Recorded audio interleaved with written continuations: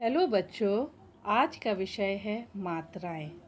हिंदी पढ़ने और लिखने के लिए मात्राओं की जानकारी होना अति आवश्यक है।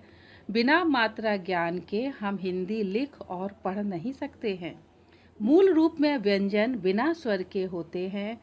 आ स्वर मिलाने पर इनका रूप पूरा होता है, जैसे का प्लस आ का, गा प्लस आ गा। शब्द बनाते समय व्यंजन के साथ स्वर आने पर उसे मात्रा के रूप में लिखा जाता है। आज हम भाग 1 में आ से ई तक की मात्राओं के बारे में पढ़ेंगे। पहला आ, जिसे हम छोटा आ भी कहते हैं, इसमें कोई मात्रा नहीं होती। इस जगह हम बिना मात्रा के शब्दों का प्रयोग करते हैं, जैसे कमल, मटर, अदरक, शरबत आदि। आ यानी बड़ा आ जिसे कहते हैं बोलचाल की भाषा में। आ की मात्रा खड़ी पाई की तरह होती है। यह वर्ण में सामने से लगाई जाती है। यदि हम इसे का में लगाएंगे तो हो जाएगा का, जैसे कार, माला, छाता, पहाड़, बादल। ई की मात्रा वर्ण के पीछे से लगाई जाती है।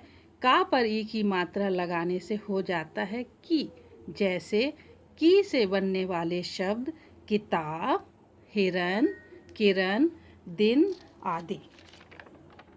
अगली मात्रा हमारी है बड़ी ई की मात्रा यानी ई।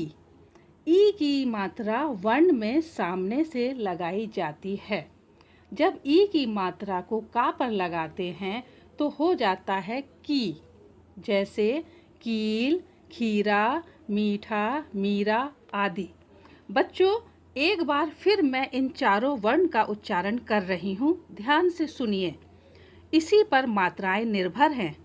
आ, ई, ई। आ कोई मात्रा नहीं। आ यानी बड़े आ की मात्रा, ई यानी छोटी ई की मात्रा, ई बड़ी ई की मात्रा। ऊ की मात्रा वर्ण के नीचे लगाई जाती है। का में ऊ की मात्रा लगाने से बन जाता है कु, जैसे कुत्ता, गुलाब, पुस्तक, गुड़ आदि। इसके बाद आता है ऊ यानी बड़ा ऊ। ऊ की मात्रा भी वर्ण के नीचे लगाई जाती है और इसका उच्चारण है ऊ, जैसे कूड़ा, आलू, जूता, काजू, फूल इत्यादि। ऊ और ऊ के बाद आता है री। सभी बच्चे जानते हैं री से ऋषि।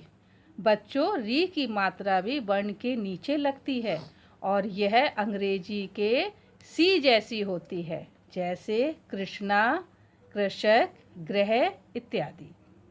अब आती है ए की मात्रा। यह मात्रा वर्ण के ऊपर लगती है।